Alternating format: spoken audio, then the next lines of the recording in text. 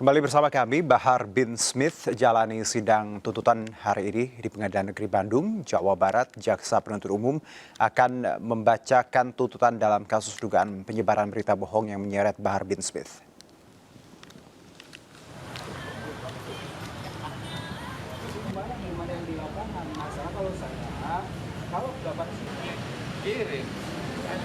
Ya, Bahar bin Smith didakwa menyebarkan berita bohong saat berceramah di Kabupaten Bandung pada 2021 lalu.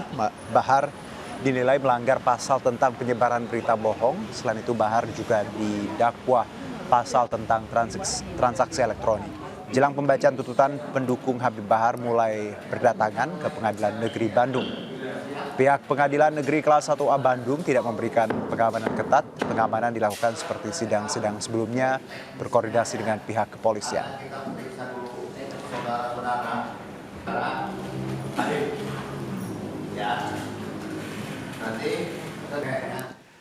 Roy Suryo kembali diperiksa polisi sebagai tersangka dalam kasus meme stupa Candi Borobudur yang mirip dengan Presiden Joko Widodo. Hal ini dilakukan karena pada pemeriksaan sebelumnya Roy sakit hingga menunda pemeriksaan. Penyidik Subdit Cyber Ditreskrimsus kembali mengagendakan pemeriksaan lanjut Roy Suryo hari ini di Polda Metro Jaya. Pemeriksaan lanjutan terkait status Roy Suryo yang telah ditetapkan sebagai tersangka atas kasus meme stupa Candi Borobudur yang mirip Presiden Jokowi. Sebelumnya Roy Suryo telah diperiksa namun mengalami sakit sehingga penyidik harus menunda pemeriksaan terhadapnya. Dan hari ini Roy dikabarkan menghadiri panggilan kedua penyidik dan sudah tiba di gedung Direktorat Kriminal Khusus Polda Metro Jaya. Dalam kasus ini, Roy dijerat pasal 28 ayat 2 Junto pasal 45 ayat 2 Undang-Undang ITE. Penyidik belum menahan Roy lantaran sakit usai menjalani pemeriksaan sebelumnya.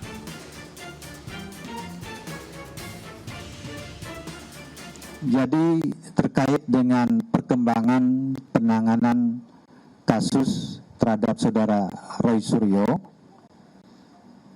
hari ini saudara Roy Suryo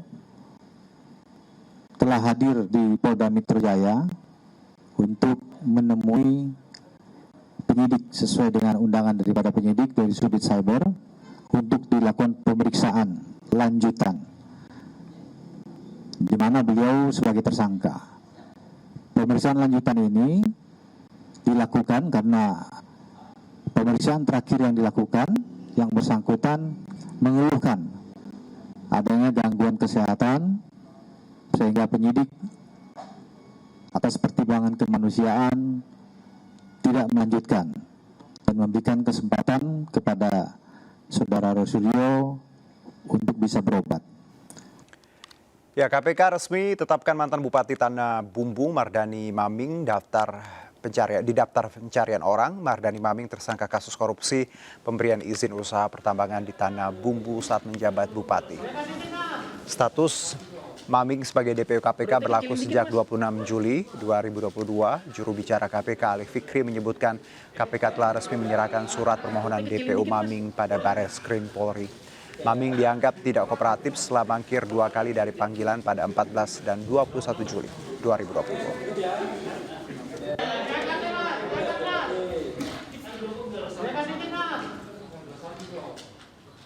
Perutnya kecilin dikit, Mas. Ya, dan untuk mengetahui perkembangan kasus suap izin usaha tambang di Kabupaten Tanah Bumbu, sudah ada rekan jurnalis Rizka Dior di Gedung Merah Putih KPK Jakarta. Rizka, informasi terbaru terkait Mardani Maming yang tadi siang mendatangi KPK bagaimana? Rizka.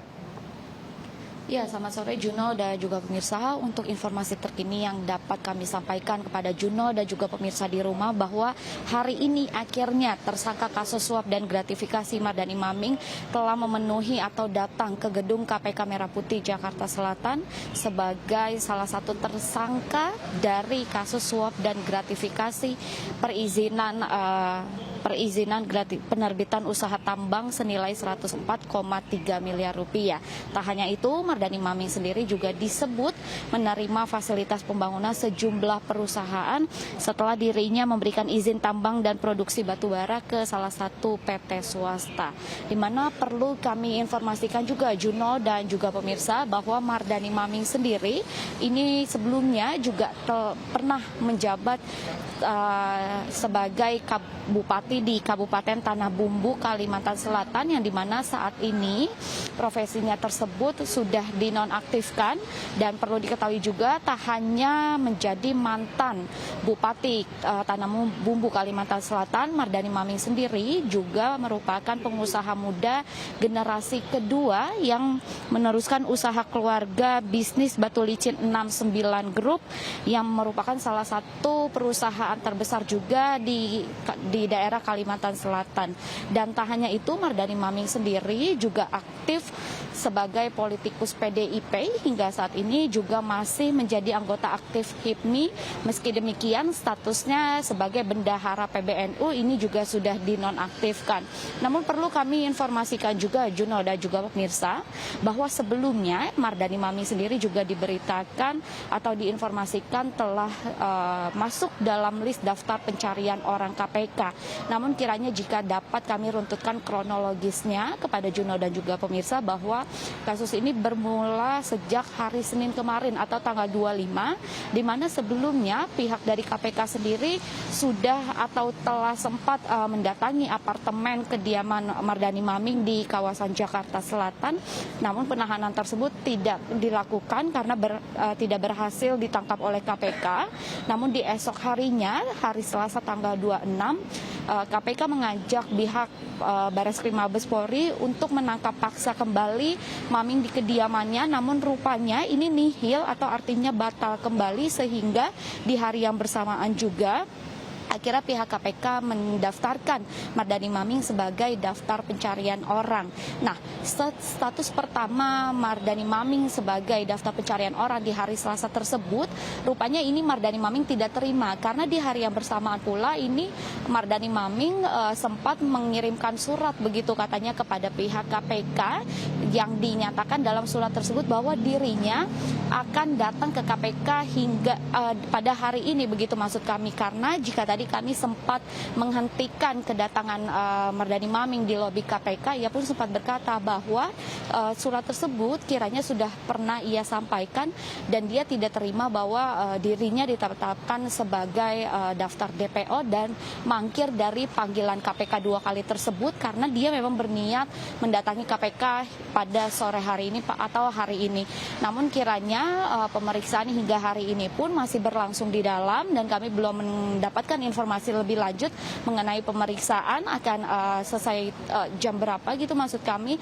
Namun yang dapat kami informasikan juga kiranya pemeriksaan ini masih akan terus berlangsung dan dapat kami informasikan juga kepada Juno dan juga pemirsa bahwa kiranya Mardani Maming sendiri ini juga bisa terlibat dalam kasus suap dan gratifikasi ini karena memang dirinya juga membawahi puluhan perusahaan yang bergerak di berbagai bidang usaha, terutama bisnis pertambangan dan lini bisnis terkait. Juno. Baik, Rizka Dior, terima kasih atas laporan Anda langsung dari Gedung KPK Jakarta. Selamat bertugas kembali. Kami akan jeda terlebih dahulu, tetap di MNC News Now.